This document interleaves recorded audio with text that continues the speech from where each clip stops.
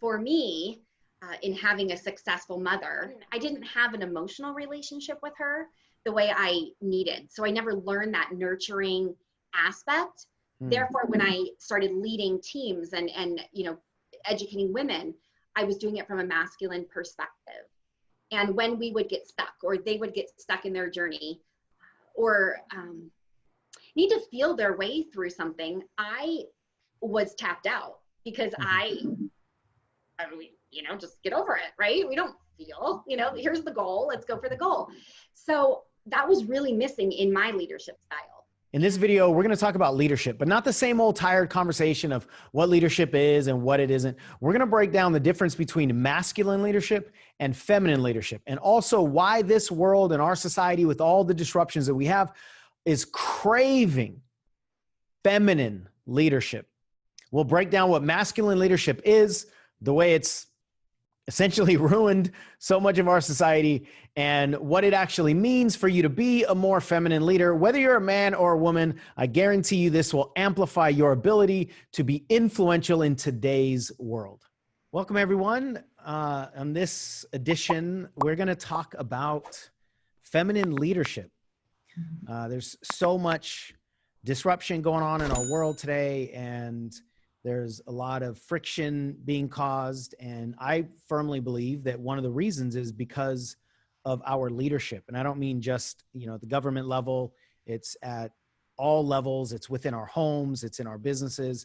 So we're going to take a look at leadership in as many different applications as we can, from this place of masculine versus feminine leadership. And so we've got two other people here, and they are great friends of mine, and I respect the work that they do very much. We have Michelle Moore, and we have Nicole K. Montez. So I'll throw it over to you guys. Actually, Michelle, I'll go to you first. Just give us a little bit of, who you are in the world and what this topic means to you. All right. Yeah. This topic is really, really sacred to me at this space in my life.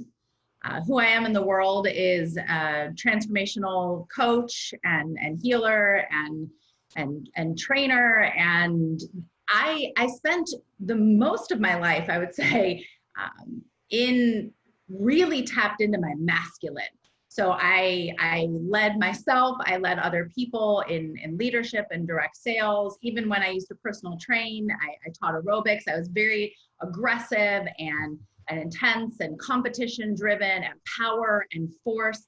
And I was exhausted. I was burnt out, and I was working really, really hard and super frustrated by the results that I wasn't getting.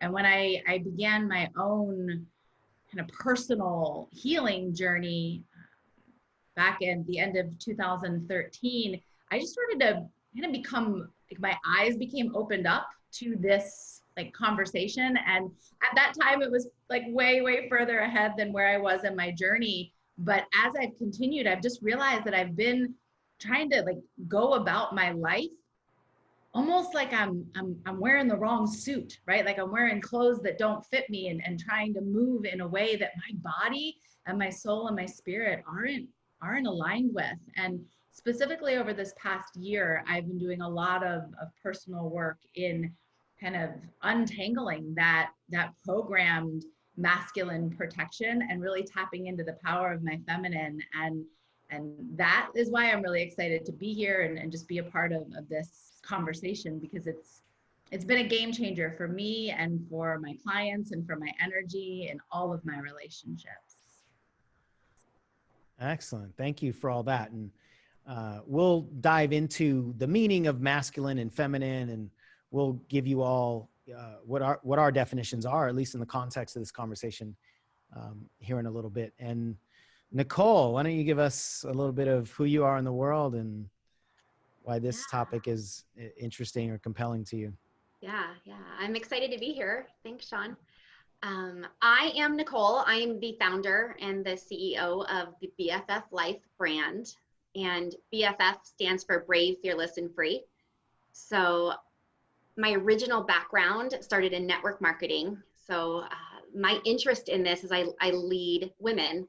And I know there's so many more ways to lead women, not just in their leadership styles. And that's why I created the BFF Life brand, to really help women find the courage to fully embrace and own their stories, truly. A point in my life, probably 4 years ago or so, when I started really diving deeper into healing, I had kind of a breakdown almost emotionally. And prior to that, I led from a masculine perspective and didn't understand the difference. And through my healing and through my learning and teaching, truly, I've learned to embrace that feminine side. So now we can be more fully balanced. And I think it's really the key to being a successful business owner, especially as a woman.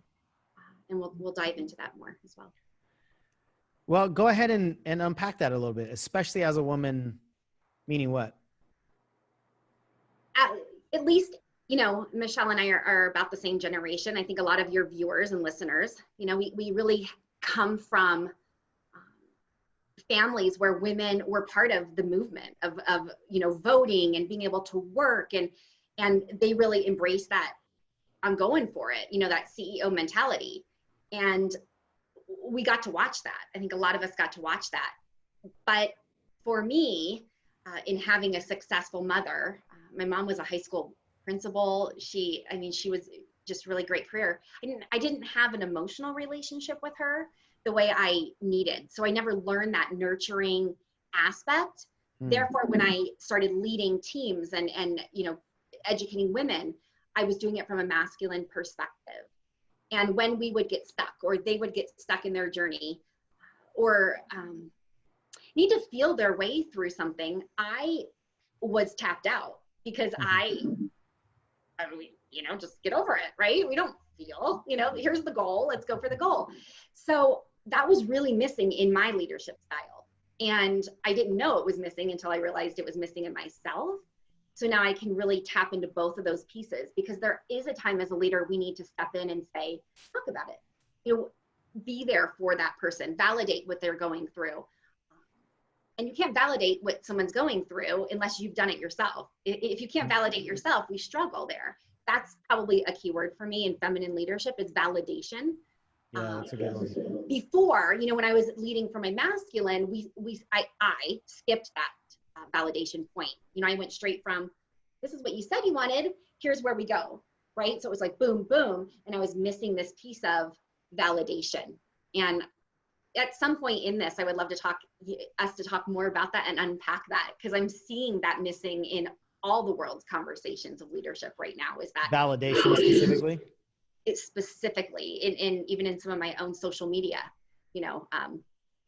debates, we'll say, so to speak, with the world right now. Right. Got it. Yeah. Validation is a really good one to look at in terms of masculine versus feminine. So let's set a little context here. My experience and my definitions that are relevant to this conversation of masculine, feminine, it's not men, women, although most men are programmed to be masculine and most women are programmed to be feminine, but this is beyond gender. It's the masculine energy, which is really about competition and rigidity and force. And in order for me, there's a lot of combativeness in masculine energy, right? So for me to win, you have to lose. For you to win, that means I have to lose. And I think that's one of the reasons why validation is so hard. We can go back to that here in a little bit. Whereas the feminine is the opposite. The feminine is more flexible. The feminine is nurturing. The feminine doesn't have that competitive spirit. The feminine doesn't have the intention of hurting anybody. Like there's no harm in the feminine, just the feminine energy. And so, as you mentioned, women like trying to get their way into society, like wanting to get their way into the corporate world and being able to vote. I mean, these are really recent scenarios, right? And so if we take this all the way back, like for hundreds and hundreds and hundreds of years, as long as humans have been on the planet, the feminine, primarily women, have been in a certain role, and the masculine, primarily men, have been in another role. So when the women sort of got that door opened, the rules had been established for a long, long time, because the feminine energy was not involved in any way in, I'll say, leadership, right? I mean, of course, the feminine has always had the role in nurturing the family and taking care of people and so forth. But when it comes to leadership and business and, pushing society forward in whatever ways that means, even just the idea of pushing is a masculine role. So here's what I think is the crux of the issue here.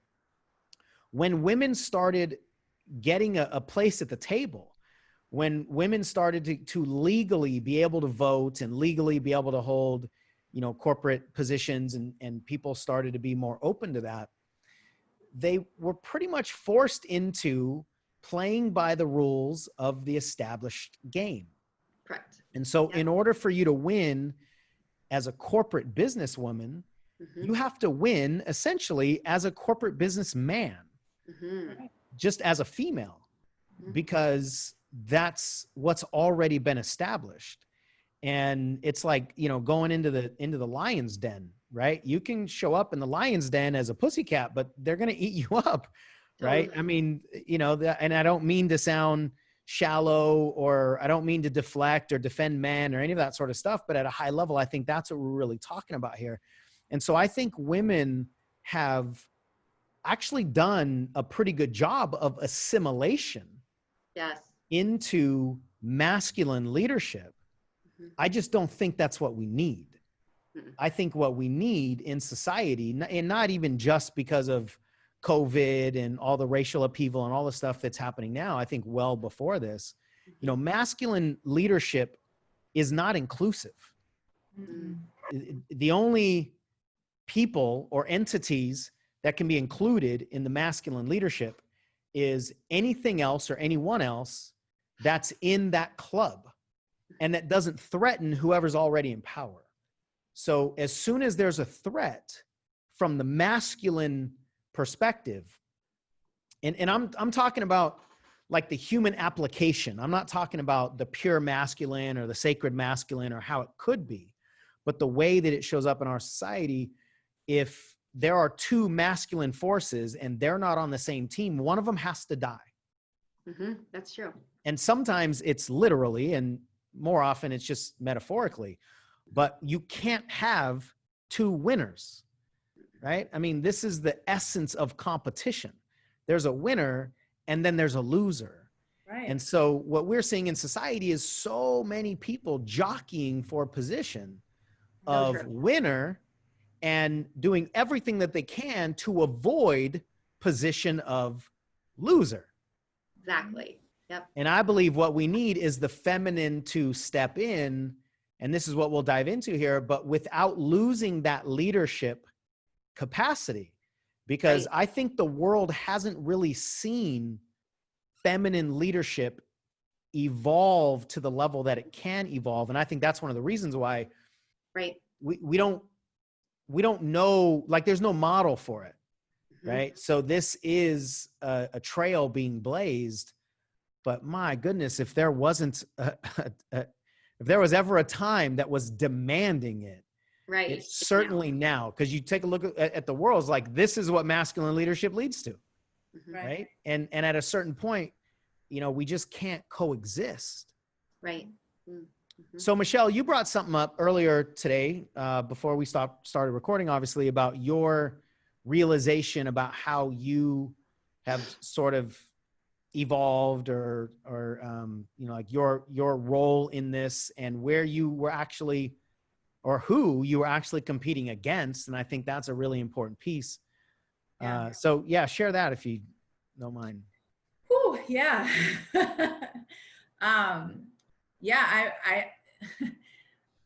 This is, I mean, it took my breath away. I was in my kitchen earlier when I recognized this, because in that winning, losing conversation, right?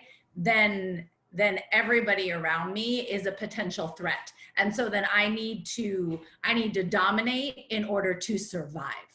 And while that may sound dramatic, that like energetically, like the embodied reaction and play out was operating as if it truly was my life at stake.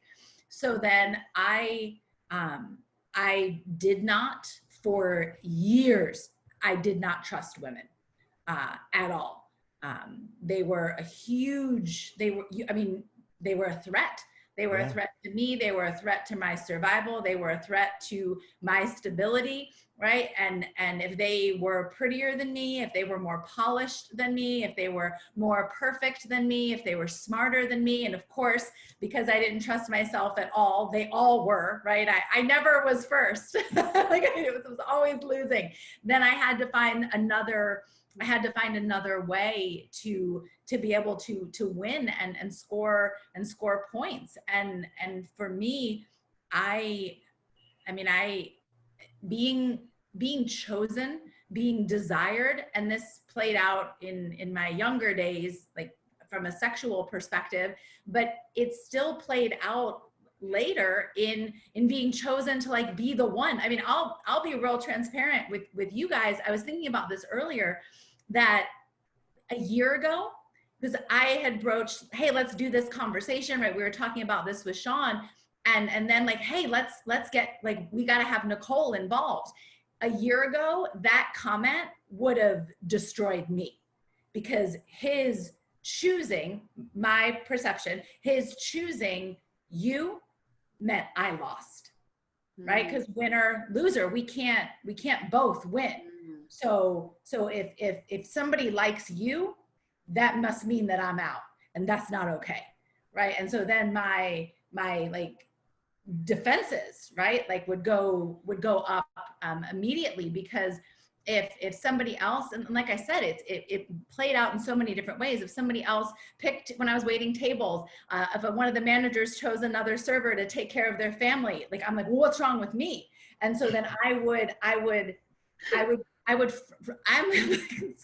be nothing else but real. I would like front, right? I would get that like over exaggerated behavior in terms of my personality, or how I would show up or act out, in order to try and get attention, so that I could get back in the game. Like I gotta win. So I'm like clawing my way with this just desperate, repulsive, like energy. Just as your dogs are barking in the background trying to get attention. Amen. Perfect. Right on time for them. That's right. Nicole, what's your reaction to all the stuff that Michelle said? Like, is that how you operated too in certain areas, or is that completely different?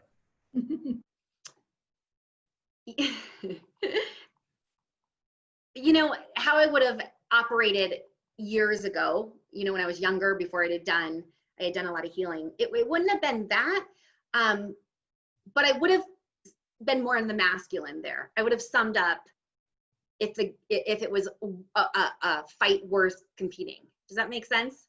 So sure. I would have I'd have been in the back, you know, in the back of the back kitchen. I used to wait tables too, Michelle. And I'd be like, do I care? Do I not care? You know, is this going to help me rise if I wait on his family, or can I improve other ways? You know, so I would kind of weigh I never fought for attention. That wasn't my thing. I also didn't fight to be number one, but I had to be in the game, and I had to be important. That was kind of my thing, is to be important. So I was trying, you know, and I think men do this so well. I think I thought, okay, well, I'm not the one to wait on his family, so what can I be for him, you know, that nobody else could be, so I could feel important, because I internally wasn't feeling important, right? So that it made me think, Michelle, I think a lot of us do that when we're strictly in our feminine, we react and then try to fix it with our masculine, right? So it's A to Z all the time. So you're triggered, right? in a feminine feeling, like you don't feel important, you don't feel good enough, you don't feel wanted, right? But then you go and try to handle like a masculine way, which is very, right, as a woman, our energy when we're fully there is a little much, right? It can be, at least for me, I was pretty aggressive in that spot. So it just made me think, you know, that's I've been there in different ways, all filling needs. And I think we'll get to this, but it all again comes from your own internal healing on how to handle those situations much better. Yeah, you mentioned the masculine is terrified of the feminine.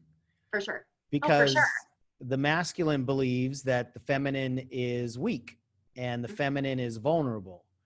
And the masculine operates from this place of never wanting to be taken advantage of, never wanting to lose. Mm-hmm. And so to the masculine, anything that looks like being a little girl, being a wuss, being afraid, any of that stuff is not okay.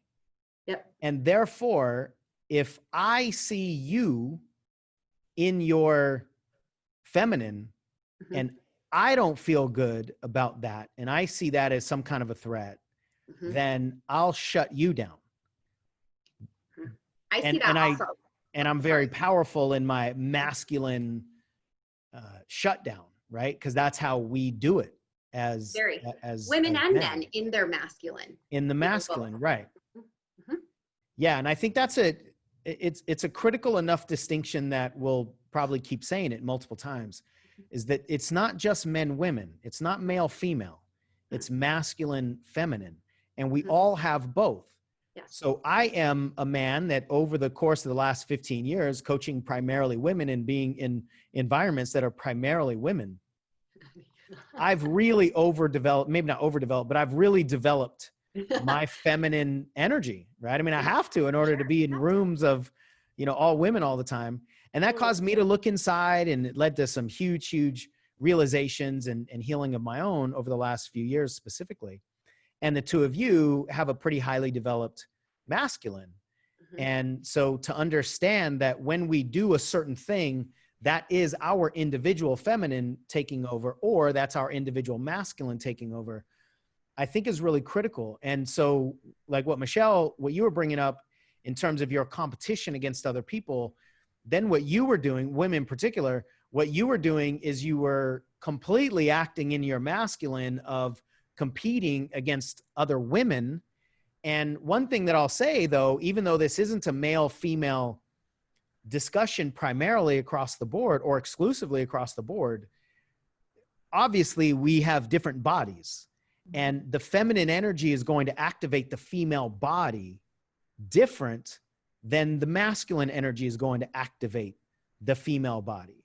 So I do think there is some biology components here. And what I see from coaching women all these years is way too many women are abusively masculine, especially with themselves. Oh, yeah. And what that looks like, I know I don't need to this is what it looks like.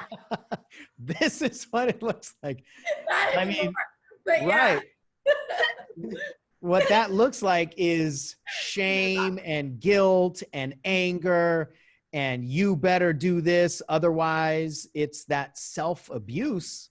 And abuse is masculine. The feminine has no desire, nor even a temptation, in my understanding of the two energies, to abuse anyone or anything. Right. And so a lot of the work that we do primarily with women is helping women be more feminine with themselves. And it doesn't matter if you're in a girly environment. Like being feminine doesn't mean putting on makeup and dressing in heels and dressing like a woman. That's not what it means. Those are society's definitions of what women should and shouldn't do. The feminine is really about this internal energy that you treat yourself with. So, a lot of my clients over the years have been Mary Kay consultants. It's highly, highly feminine and, I'll say girly, and I don't mean to be demeaning, but like society's connotation of feminine environments.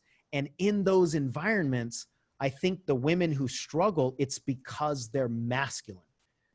And that's why they're not actually activating or nurturing themselves into success, because you're never going to shame your way into happiness, or you're certainly not going to shame your way into anything that looks like feminine leadership that we're talking about. That's more inclusionary. Like, I think that's a really big piece. Going all the way back to what you said in the beginning, Nicole, about validation. This idea of I'm either in or out, which feeds into everything that you were talking about, Michelle. I think that's such a core trait of the masculine that does not serve society. It doesn't serve groups, because I can't really fully embrace you if only one of us gets to win, or, back to your word, gets to be valid. Woo! I felt that. I mean, you think about what's going on in society right now as we're filming this, right? There's all this racial upheaval and Black Lives Matter and the pandemic, and we almost got a civil war over masks, right? Like, how much anger have we seen over a mask?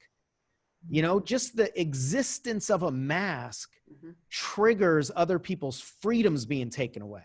When nobody's stepping on each other's toes, or the opposite, somebody not wearing a mask triggers somebody like, you don't care about my health. And we all have our own traumas and everything that we're bringing to the table. But this symbol of separation just is bringing out the worst in us. And we can't both be valid while we're in this place of exclusionary, like, masculine force. Anything to add to that? Michelle, you said you felt it.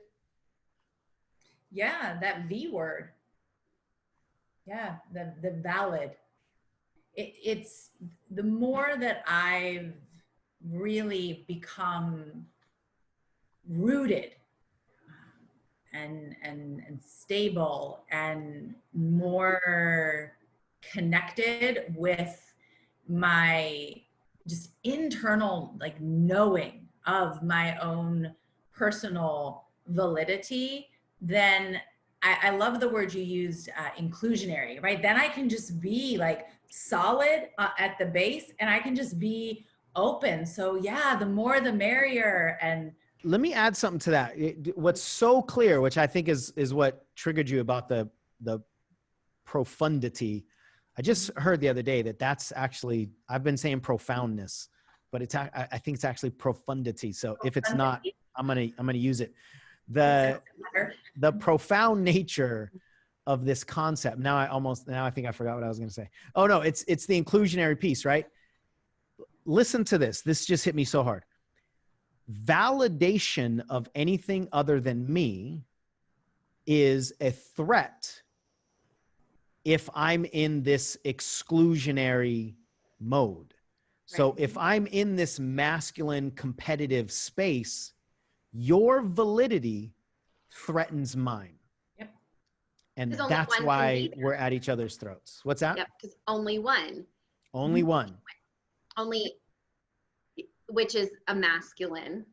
There's one winner. We don't tie. A feminine is there's enough for all. I think abundance, scarcity comes into here too. For sure. Comes into play as far as there's enough for all of us. There's enough. Yeah, it's a huge piece. Which is a more feminine. I don't know, Sean, you alluded a second ago to the masculine and the feminine. We all have both.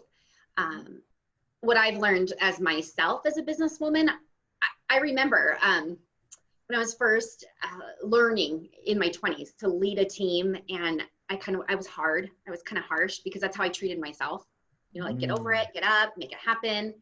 So when someone wanted to take time to deal with something, that was very weak to me. That was very get over it to me, because that's how I was parented, but B, that's how I parented myself. And we see this, we see this play out in movies or documentaries, reality shows. We see men, when a woman comes to the man, we see it play out and says, I got rejected. And he's like, try again, get over it, and she'll go tell a woman, and the woman's like, oh, oh. But they rarely show a woman saying, oh my gosh, that sucks. That's happened to me too. What are we gonna do about it? You know, they don't show a woman embracing that full, powerful story and owning that of being able to sit with her and say, wow, that sucks. That does suck. That sucks. And sitting there and then moving forward. You know, we skip that. Do you mind if I bring this topic up just a sec? Because you alluded to the mask thing, and I wanted to talk about validation. Is this a good time for that? I just wanted to bring up something just real quick. On social media, I had seen something, and I had asked about masks and just something not really important. And I was asking because my daughter, if you know her story, she has a disease, and it's respiratory cystic fibrosis. So I come from two different points of view. I come from a protective parent. I come from as a leader, and I come from what's best for society and everybody's health, right? I try to balance those two views, and being a mama bear over here. Well, it was interesting. I had posted about it, and someone commented her bullet points of why she felt the way she felt. And it dawned on me in that moment. It was very direct. It was harsh. It was very boom, boom, boom, boom, very masculine in her delivery.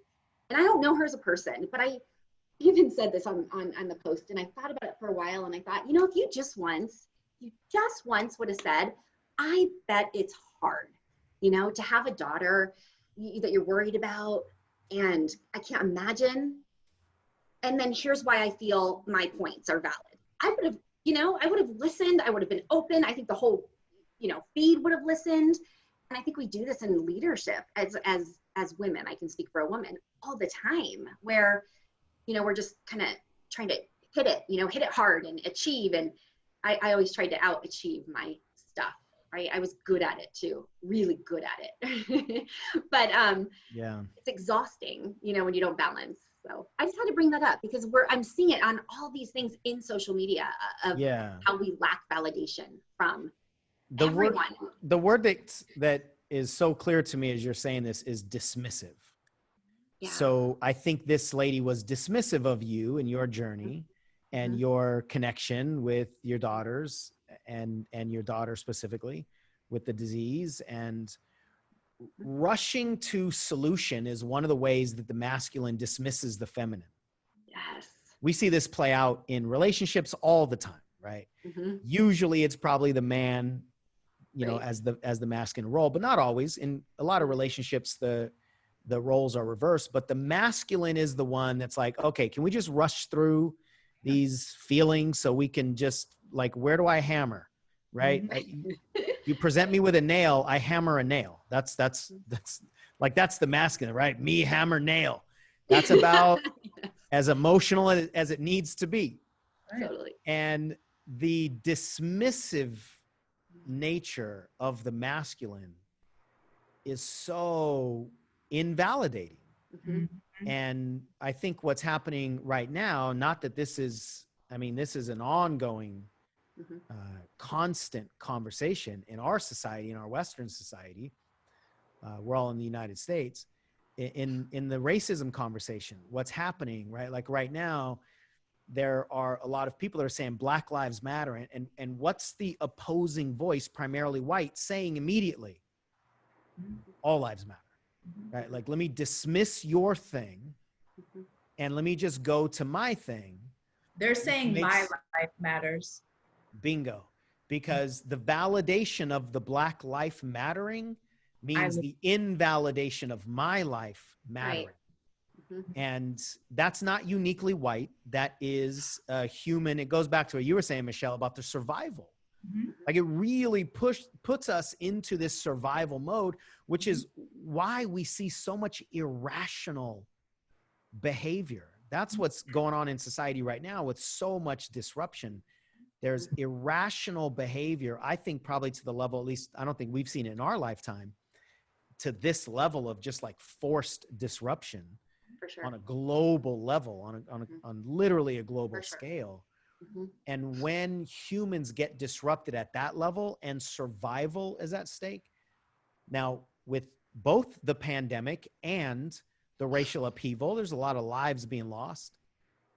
survival literally is at stake. But then if we take a look at the survival of our identities, the survival of our roles, the survival of our families, like meaning the relationship in our families.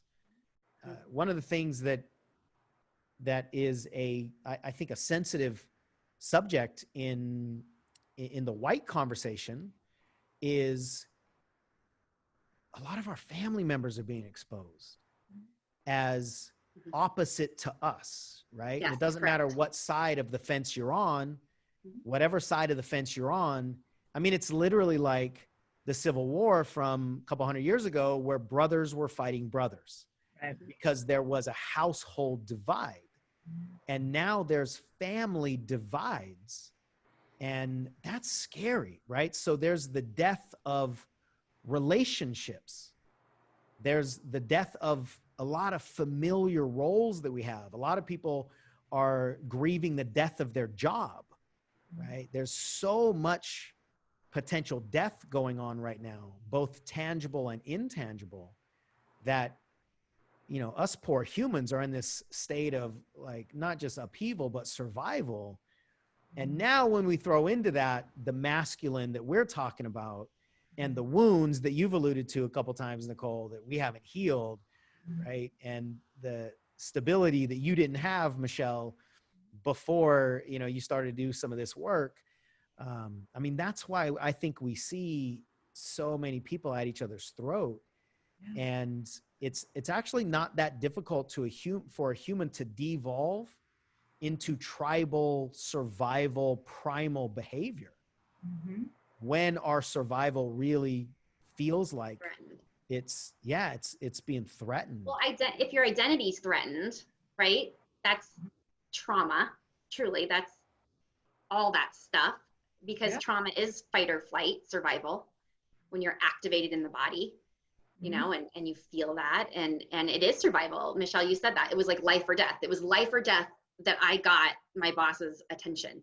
It was survival for her, and there's no way to talk yourself out of that. There really isn't, but becoming aware of that. Yeah, at a certain point, articulation doesn't do the job. Yeah. It doesn't calm us down, and the intellect doesn't do the job to calm us down. And this invalidation piece. So I want to get to what we think feminine leadership actually is and what it looks like. A little bit ago, though, Michelle, I jumped in when you triggered something in me. Was there more that you wanted to say that you can remember and still relevant now on top of the million thoughts that you've had since then? I'll tell you what, I don't actually remember everything I was going to say then, but Nicole, when you were talking about what we see or don't see, right, in society and in the media, what I think is missing that you were alluding to, that I was just over here like, oh my gosh, yes, is when we do see that feminine, like nurturing, that validation of feelings, it is portrayed in a way that is weak. Yeah. It's portrayed in a way that is like, oh, look at those like poor girls, and like, wah, they like, there's no like just validation, and like, now let's move forward together. Now that we like sat with these feelings and allowed them to flow through, it's just like presented in such a way that is diminishing, which does the feminine no good, because then we don't see it in a positive light. It amplifies the story of the masculine, right? That emotions are weak. And I also believe that it's part of the societal programming that has us at a big, like large level, afraid of a feminine leader, because that's what we see. We don't see that powerful, rooted, really grounded, all-inclusive, just this force, like standing on the earth, goddess power energy. We see either the aggressive masculine or the total other extreme, and that's what I believe is missing. And when you were talking, I was like, oh my gosh, maybe there are shows that are out there, right, that are portraying that, but I don't see that. Yeah, not yet, anyway. Right. Well. And so there's this period of going from masculine to feminine leadership is going to be tough because it's going to require faith. It's going to require us to essentially, if enough of us in society believe that this change and again, it's not an either or, right? You use the word and, which is inclusion, and either or is exclusion. So those words are how the feminine and the masculine differ. Those two words, like it's either me or you versus it's you and me, right? Mm-hmm. So the masculine certainly has cornered the market on protection. We want a really strong military. We want a strong criminal justice system. We want a strong police force. We want a strong protector, Big which walls. is, what's that? Big walls. Oh, High. okay. I thought you said big balls. Probably That too, fits I too. guess. Yeah. That works. Right. Whoa. Which makes sense because we're afraid of danger. Right. So the thicker the walls, Mhm. the safer we are. And that has always been the masculine. And men have always been primarily the ones that have gone to war. Men have always been primarily the ones that hold the dangerous jobs in society, right? Mhm. And so that is primarily the masculine in terms of how we perceive leadership when it comes to protection. Like, we don't have any problem a leader in a classroom. Okay, you want to include all the students and make sure everybody feels good. Okay, that's okay. We don't have any problem when it comes to leadership, like on the girls' soccer team. That's okay. But as soon as it's boys' sports or military or government or anything that's on the front lines, I think that's when we demand that Jack Nicholson kind of leader, right? You need me on that wall. That's right. And don't tell me how to do my job. For those of you that don't know the reference, that's A Few Good Men and the famous, like, I want the truth. You can't handle the truth. Oh, great. That great. is, I'm protecting you. Mhm. Don't tell me how to do my job. Mhm. And if I need to kill a few people here and there, and if I need to not tell you what I'm doing, it's all for your good. Mhm. And sit down that, and mind your business. what'd you say? Mind your business? And so sit down and mind your business. Stay in the kitchen, right? And get Whatever. your friends to do the same thing, please. Thank you. Exactly. So I think for this to change, because we have to understand that there's a lot of validity to all of that too. Mhm. And I don't think there's any way, like right now in America, one of the big conversations is defunding the police. And that has people terrified Mhm. because they don't understand anything other than what we're used to, which is police with guns keep me safe.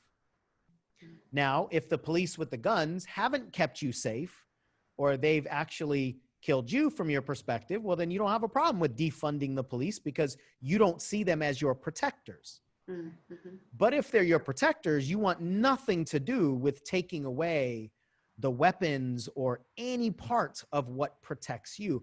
At the core here, it's protection, right? So defunding the police, if I think I've been the victim of the police, defunding the police is actually increasing my protection. I've never thought about this, like this element of it. If police are the ones that protect me, defunding the police is diminishing my protection.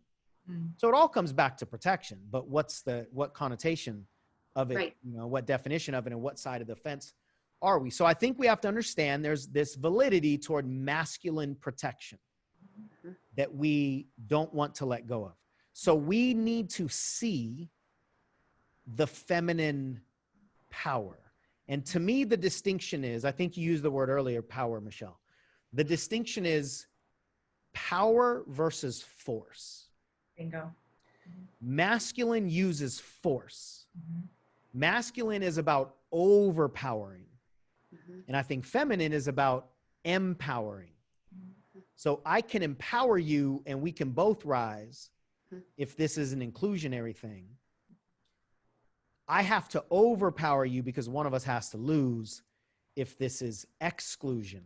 So how do we bridge exclusionary, masculine, lion on the wall kind of leadership? How do we transition from that to having faith that the feminine power can actually also keep us safe? I think that's the bridge that we need to figure out. And I don't actually know the answer to that. I'm posing the question for all of us just to dissect that. I think women, you know, as you said that, what I was thinking, if that were to happen, you know, with leaders of countries and such. Which is happening. I mean, there are plenty of female presidents or whatever their title is in different countries. Yeah. Mm-hmm. And I haven't watched that closely enough to really kind of study that behavior. But what I do know about these women leaders is they really have a good balance between their masculine and feminine. So when they need to be in their protectant and they need to be in their logical mind, they are. And when they need to be in their sensitive, nurturing mind, they can be. So they kind of know. That's the key. They have the capacity to play both roles. It's like an Etch-a-Sketch, right? It's got two knobs. If it's got the masculine knob and the feminine knob, you know when to use each one. And I think most of us, we only live life with one muscle. We only live life primarily with either the masculine or the feminine, and neither one on their own is effective. I do think in those that can embrace, and it can be a man, obviously, this isn't just women, that I'm referring to. If it becomes more inclusionary, if it becomes together we will rise, if it comes this sucks, but we can get here, but it's okay that this sucks, and it's okay that you feel like this sucks, you know, kind of leadership style. Which is the and that you were talking about before, right? And that's the faith. You know, it will take faith. I think when you throw guns and things like that in it, that is going to trigger so many other aspects of safety for depending on who you're talking to. But when it comes to just a leadership level in anything, a company, a team, or a country per se, that balance I think is key. I think we're seeing a rise of that in women leaders. I think to a man or somebody that sits fully in their masculine, I think it's probably threatening. So what I see is then there's an attack. You know, there's either, you know, she's emotional or she's, you know, and then I pray or I hope that these women can stay strong in their balance of the masculine and feminine without kind of going back to that masculine, you know, for feeling too seen or vulnerable or exposed is probably a great word. Yeah, that's what I was thinking, Nicole, when you pose the question, Sean. I think it's in us that we have to stay in our, I apologize. We have to stay in our own like rooted strength so that when those things happen, because it will happen, right? That feeling of, well, wait a minute, am I not needed? Like, what's going on? The role shifting, right? Like that period of disruption, people's wounds are going to speak. And so like that masculine might get triggered and might like lash out or say the, you know, whatever version of sit back down or, you know, be quiet, this is not your place. But if we are as women, if we are, you know, connected in our own power, and we're nurturing ourselves so that we can stay rooted in that energy, then we can be more like fluid and flexible with those like attacks and not react backward from our own wounds. So if we do that work to start to heal within ourselves, then I believe that we can withstand the storm. And we need both. Like the way that I understand it is it's absolutely not either or. That the feminine is that rooted power, and the masculine protects. that power so that she can empower the masculine to protect. And it's that yin yang kind of flow energy. But I believe that we have to create that in ourselves and be solid in that before we go out and try to charge the system. And we have to be like our version of that for us authentically. And then we have to heal our own relationships. We have to, like, with each other, with our sisters, we have to come like together, and not in an aggressive masculine way, but I've learned that, like, I'm better because of you. With you, we're better together. You're not a competition for me. You actually enhance me. And if we come together in that way, instead of using the just masculine abusive programming, right, that we just, I mean, of course we have that in us. We grew up like it's in the air, right? Like that energy is, we can't not have been affected by that. So if we acknowledge that, do our own work, and then stick together, then I believe that's what can help build that bridge, and seeing each other not as a threat, right? Doing that validation. Like, I get it, man, that sucks. Like, that's a crappy thing that happened, right? How can we now move forward together? And that's, I mean, that's the only thing that I know to do. And I believe, with all of my personal experience, it starts with us internally first, healing those energies in us. And I think, like, as women, us being those leaders, Mm-hmm. you know, back to what I said about what had happened in that little social media, you know, back and forth, the more I kind of pushed, the more I was like, but if you would have said, it was very hard for her to hear that and to open up. You know, she came back with, yeah, but answer the question, blah, blah, blah, blah, you know, and I thought, I'm just going to push back and say the same thing. So women know it's okay. You can be powerful and have empathy. And I think, you know, empathy is another key word, I believe, for both masculine and feminine, that we need to embrace together. Because I not only felt, Sean, you said, you know, dismissive energy from her. I felt, wow, can you not empathize with how hard that must be? And maybe we as a society, or leaders, truly, all leadership levels, should empathize before we're coaching, you know, or before we're, you know, hammering our statistics and our bullet points and our, you know, what have you. I think we could become better leaders. It's really, empathy might be a bridge. I think that's an important word for sure. Empathy.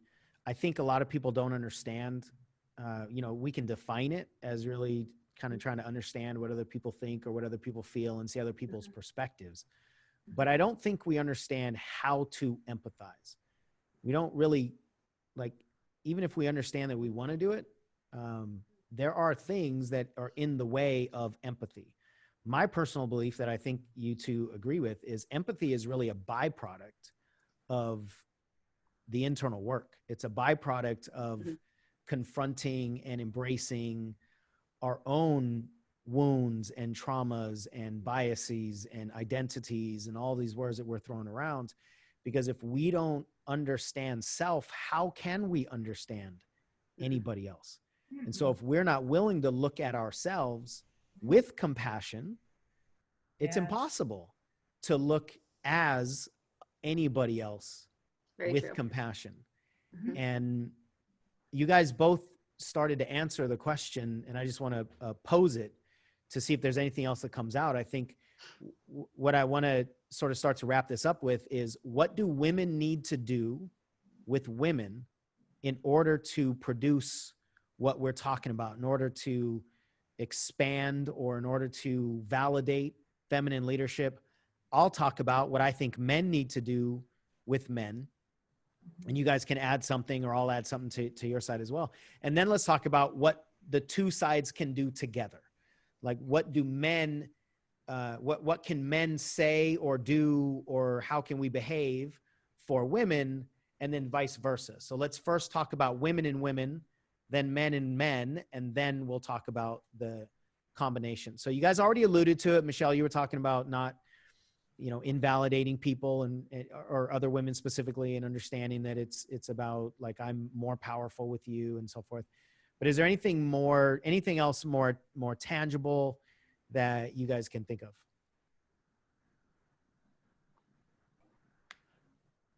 I think we alluded to it, but I would stand by it, is healing, healing your own stuff.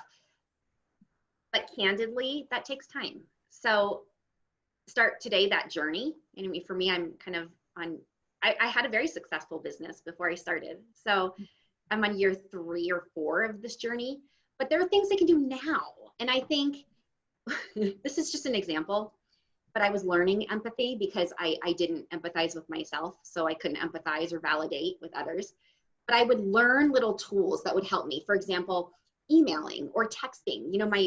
My first initial when I reach out is just a point, like, hey, can you do ABC, or hey, blah, blah, blah. I'm just down to the business, very masculine.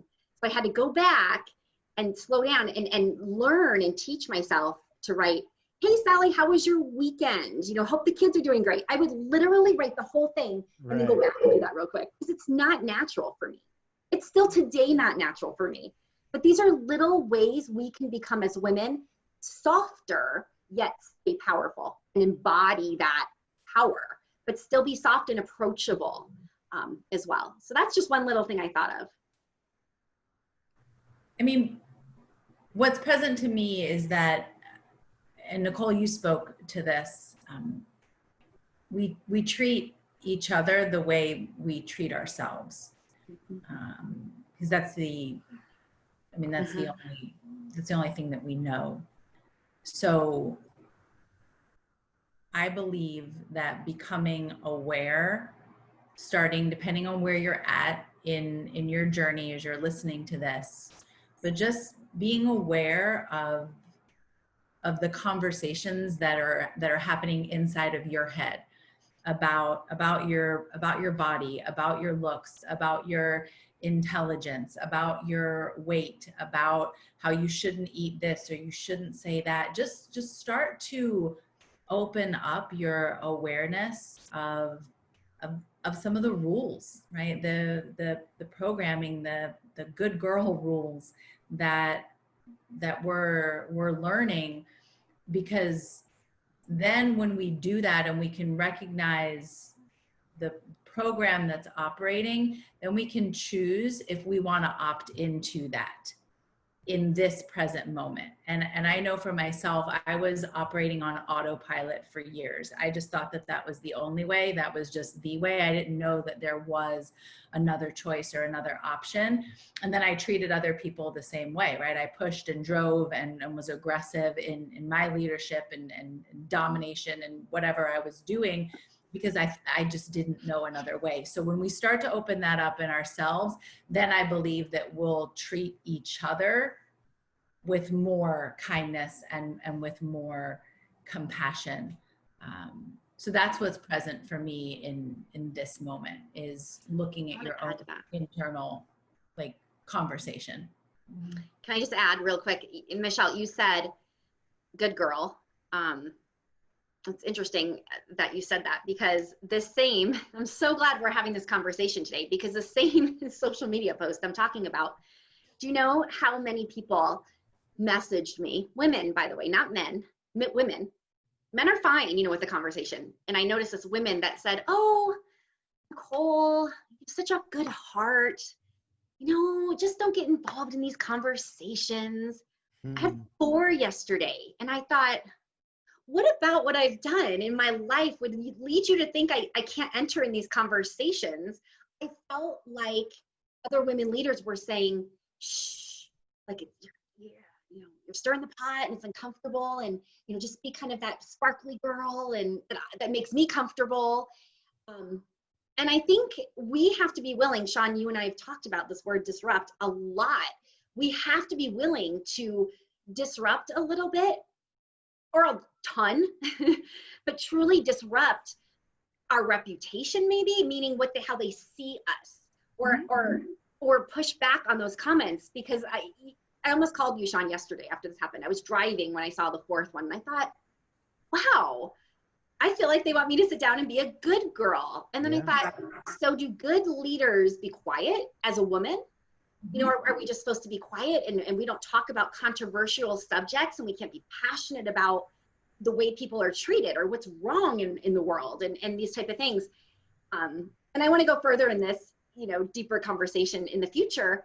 But I think for women leaders, a lot of us are good girls. We're kind of been brought up to be good girls. We're told to be good girls. We're told to be perfectionist and perfect and pretty and, you know, all these things. And I think learning to disrupt that, you know, we have to be okay with that. That's the way you don't get in trouble, right? Right. So you don't get in trouble and you don't stir everybody else up. Like right now, you know, I felt so not only dismissed, as you said, Sean, earlier, in trouble and bad, you know, like, you know, we don't do that behavior here. And that's, you know, us women need to come together and say, no, we do that behavior because we're still awesome and sparkly and pink, you know, I like pink, right? But we can get involved in conversations of race and politics, and our voice is needed, and be okay being uncomfortable that some won't like that. They will not like that. We'll stir them. But I think right now we're called to do that. We're called to speak that truth, and we have to do it together. So that's what I was going to say. So then another thing that I would add to that is then when I see that happening with you, then I need to stand beside you. Yes. Like even if I don't like hit back, right? Like even if I don't swing, I need to stand in solidarity with you. I need to celebrate your speaking out. I need to celebrate your voice instead of silence your voice. Absolutely. Yeah. Yeah, that's a good point. We're seeing that in any of the divisive conversations where a lot of women are saying things and then they get slapped on the hand, and then their initial response is, I'll shut up. Oh yeah.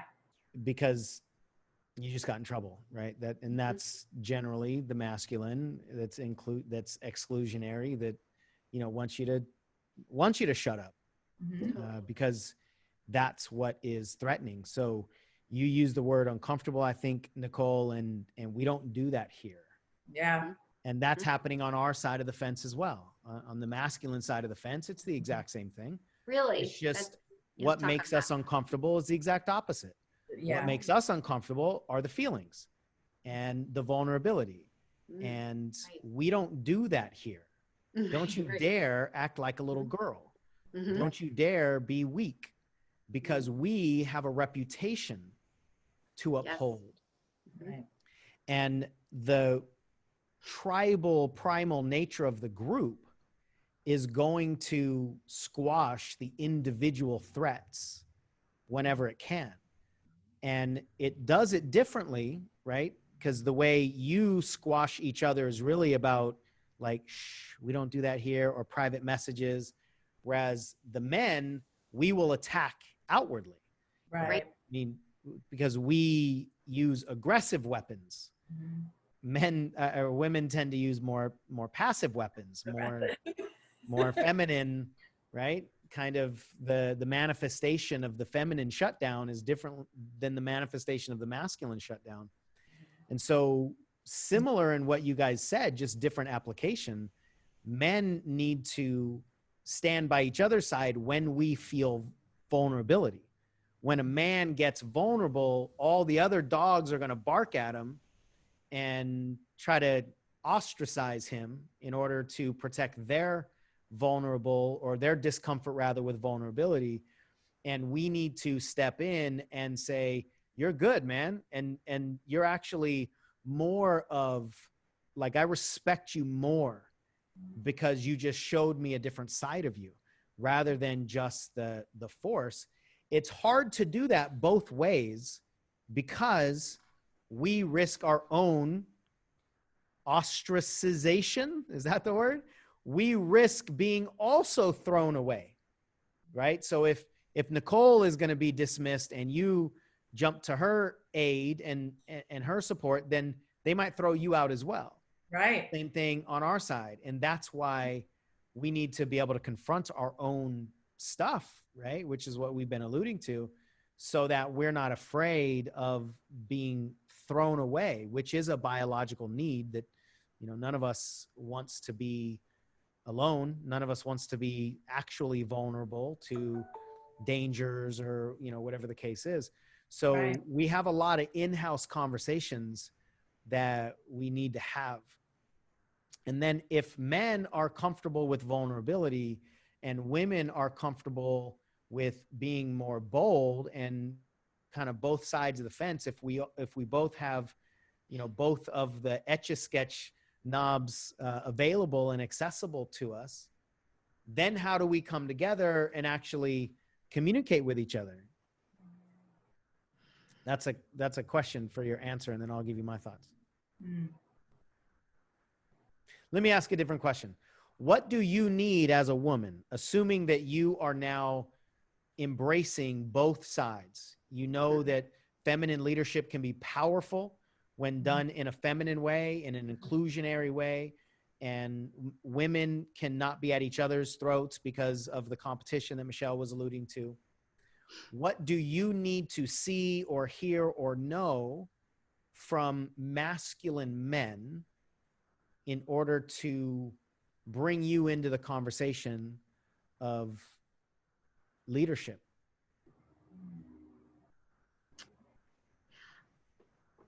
I'll start. I think, well, a couple things. Well, you asked what we need and what, you know. Yeah, and if there's a different way that you want to end that, I asked like to bring Okay. you into leadership. You can kind of fill in whatever you want in that blank. Like, what is it that you need or want from men? Because I think in this conversation, I think I'll tell you what we need as women, or what I need, but I think it's more important for us to realize what we need inside ourselves to be able to play in that conversation. Therefore, we're not dependent on them to give it to us. So, I mean, boy, that question can go a lot of different ways as far as, but what we need is, we need to feel safe. That's important. We need to feel safe in a environment where we bring knowledge and power and strength and leadership and intelligence and passion and feelings. And we're not bringing sexuality first. I think that's important. Let's touch that, because I think women sometimes we play good girl because we don't want to be in that box of attractive or sexual or those types of things, because that would take away from our intelligence. So we don't want to threaten anything. We don't want to lead to that.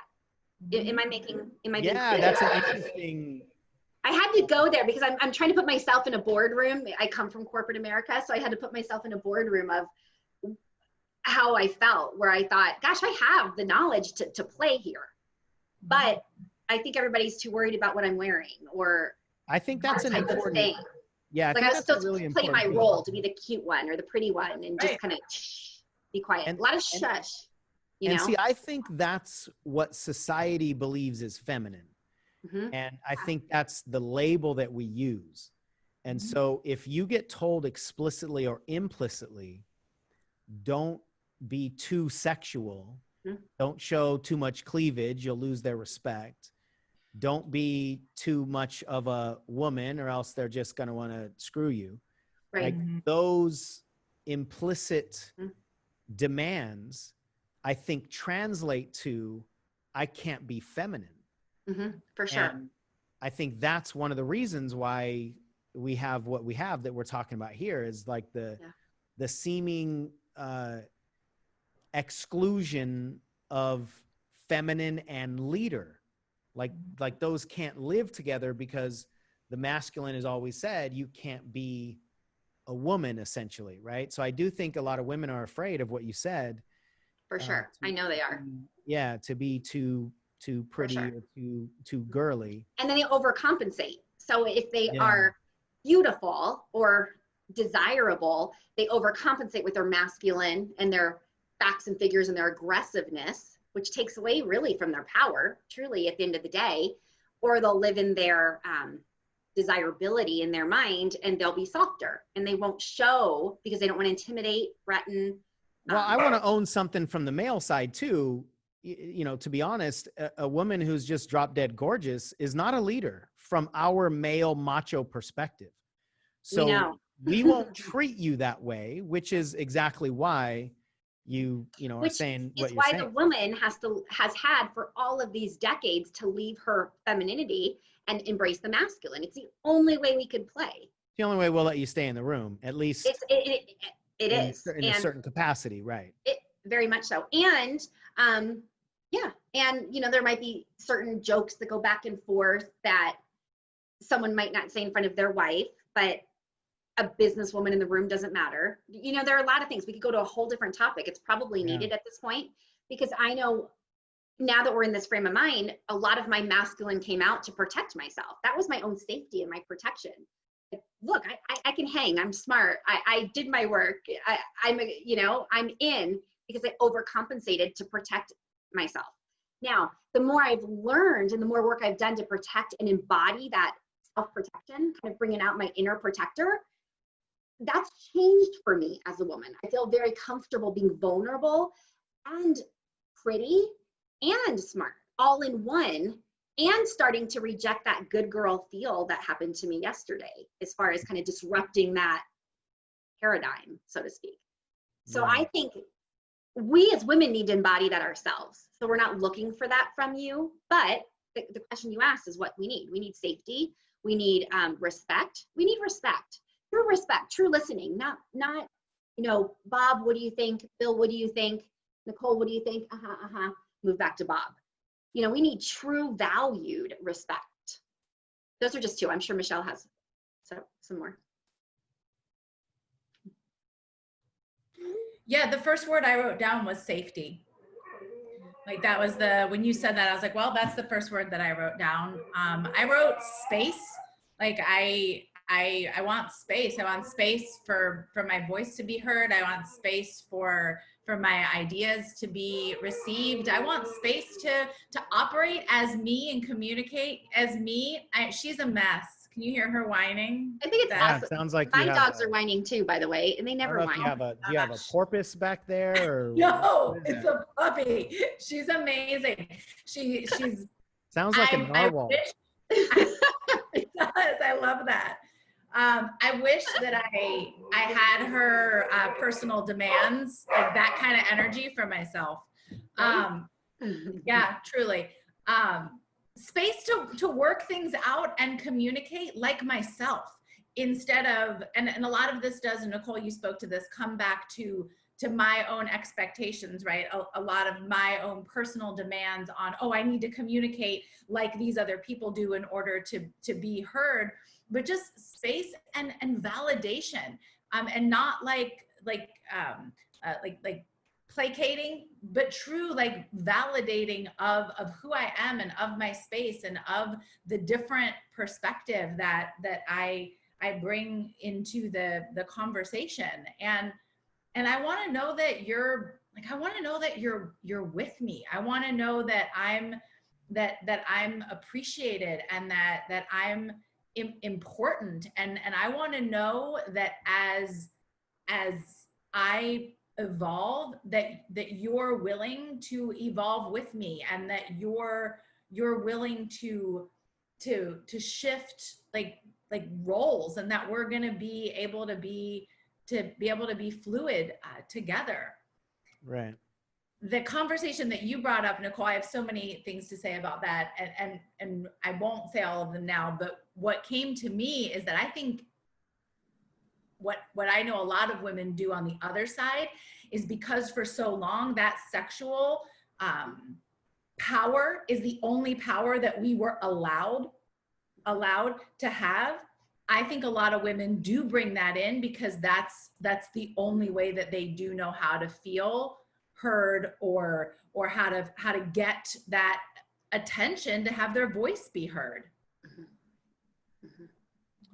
Yeah, those are really good points. And so to answer the question that I posed, again, it's the same thing, just with different definitions. And it's really, I want to know that I'm valid, right? Which is essentially what you guys were saying. And what I think men don't hear is that it's okay for us to be vulnerable. So from a man's perspective, like in the group of other men, if we're vulnerable, we don't want to be ostracized. We don't want to be thrown away. We don't want to be dismissed. What we also want to know, I think, from women is that our vulnerability is attractive to you, and not just from a, romantic, sexual kind of way, Right. but going back to what you were saying earlier, Michelle, the symbiotic, relationship, the yin and the yang, is your feminine strengthens my masculine and my masculine protects your feminine. Mm-hmm. And so that's essentially what you guys were just asking for, is the masculine to protect your space, to protect your safety, to protect your validity. And the masculine wants to be strengthened by you. And so that kind of cross communication doesn't happen enough between the masculine and the feminine, I don't think. I think the feminine, if I could just make a guess here, you might look at the masculine when the masculine gets vulnerable and really like what you see, but you don't say it. You don't say it enough. If you say it, we would hear it more. And so then we would feel that validation. I think you don't say it because you don't think it needs to be said. Because that's just how you roll, right? The feminine is like, oh, we're playing together. It doesn't make sense for the feminine to have to acknowledge something that's just second nature, right? But so for the masculine, when it doesn't get acknowledged, it's like getting our hand slapped, but not the same way as you getting your hand slapped. Like, we'll actually slap your hand. The masculine will actually shut you down. Whereas the opposite way, it's what doesn't happen. And I don't think most men are aware of what I'm saying. I don't think we consciously ask for or even notice that the feminine doesn't acknowledge the power in our vulnerability, because it's not even something that we're aware of. Like, vulnerable masculinity is such a rare commodity. We haven't seen it from ourselves because it's not okay. And so sometimes when women do see it, sometimes you're just so like flabbergasted, you don't even know what to say. Right. But I think the validation, both sides just showing up slightly different. That's why I said we're looking for the same thing. We're just looking for it, in different definitions. I think that's where this is kind of like, we're actually so similar. It's just, we're looking from different perspectives, right? Like, I've asked men before, how many times have they heard? I was on a webinar talking about this, I don't know how long ago. And I think I typed it in, or maybe I just asked it out loud. And I asked the women, how do you feel when a man is vulnerable?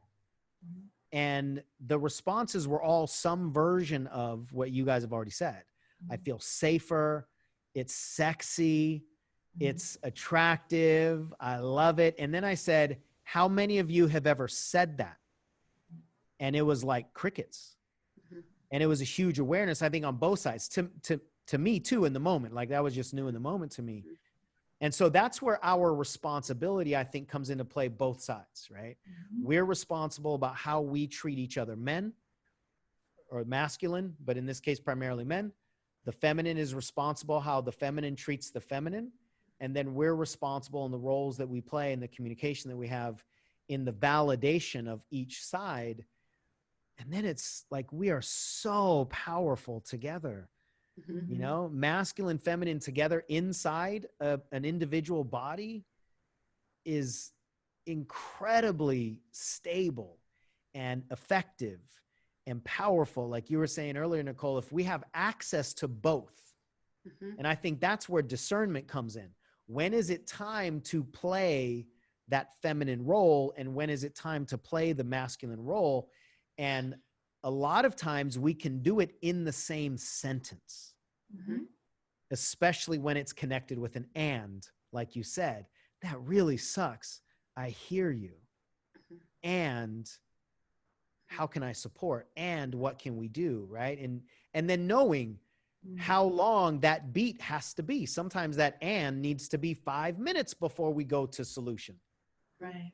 And sometimes maybe because of the conflict that's in the air, it can only last 5 seconds before we go to solution. I think that's the discernment that we all believe comes from the self-work, the healing, the trauma, the being willing to look in the mirror.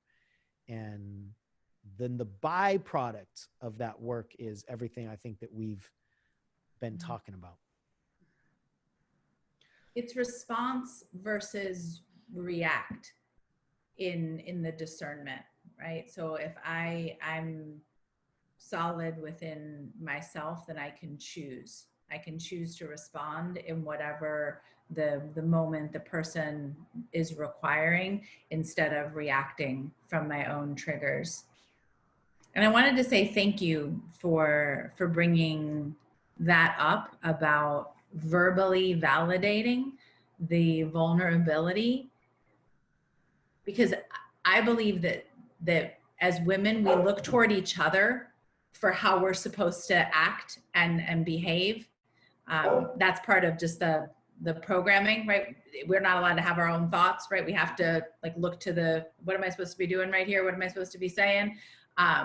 That's part of the programming that personally, like, I'm untangling.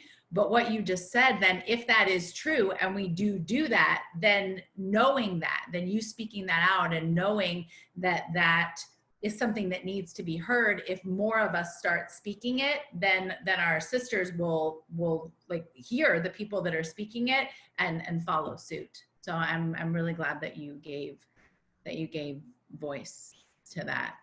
Yeah, like so much of it that we've already talked about, and our philosophies on personal development, it's inside out. So the more that we can empathize with ourselves, the more that we can then open up the empathy channel and then extend it to other people. The more that we can start operating internally within our own feminine or masculine domains, then the more we can start extending it out to other people within the group or to the other group.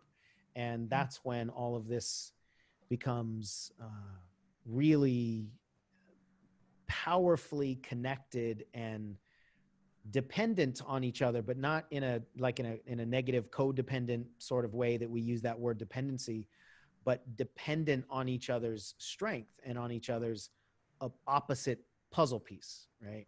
Yeah. We bring a puzzle piece and you bring a different puzzle piece, and they actually need to be exactly what they are, and they have to be different for them to fit together. And as long as that difference doesn't trigger the discomfort, which doesn't trigger a threat, which doesn't trigger a shutdown, then we can actually do this work together. So we did kind of drop some seeds for some other conversations that would also be well over an hour, I'm sure. But I really appreciate the two of you being involved in this conversation and saying yes, and then just like, let's see where it goes, and co-creating this, this really important topic. So before I let you go, where can people find you? I'll start with Nicole first. If they want to get more information, BFF Life, see your disruptive Facebook posts, where do they go watch? Have your back on that post. Stand beside you. I'm waiting for your comment, Michelle. I'm coming. Right? No, probably the best way, because everything's linked to that, would just be my website. So Nicole, the letter K, Montez.com would be the best way. Perfect. And Michelle? And on Facebook, disruptive posts, controversial, from the sparkly good girl, maybe, The sparkly good girl. If I type that in the chat, that's what I'll find. Disruptive posts from the sparkly good girl. Like Nicole K. Montez. That's right. That's right. I'm Coach right Michelle Moore everywhere. I know, long title. We gotta break it down a little bit. Totally. Yeah, I love that. I'm Coach Michelle Moore everywhere. So easy to find. Coach Michelle Moore everywhere.com. Yeah, CoachMichelleMooreEverywhere.com. Standing beside my sparkly sister with the disruptive post, celebrating the vulnerability, sexy, powerful, masculine energy rooted in her knowingness. And that's right. A little glitter, a few bubbles, a lot of intelligence, all mixed in. Glitter, bubbles, and intelligence. Right? Why not? Right? Maybe that right there is feminine leadership. That's right. I guess we could have just started with that and this would have been 20 seconds. That's right. Just do that. All right, you guys. Thank you for your time. I Thank appreciate you. your collaboration and everything that you brought into the conversation. I think it's a really, really important one. Now, if you like this video, check out that video where I break down how to heal the masculine wound in both men and women. Men, when they're in their feminine or when they're in their masculine energy, gain their power by control. The masculine energy fears emotions. It fears pain specifically. It fears fear.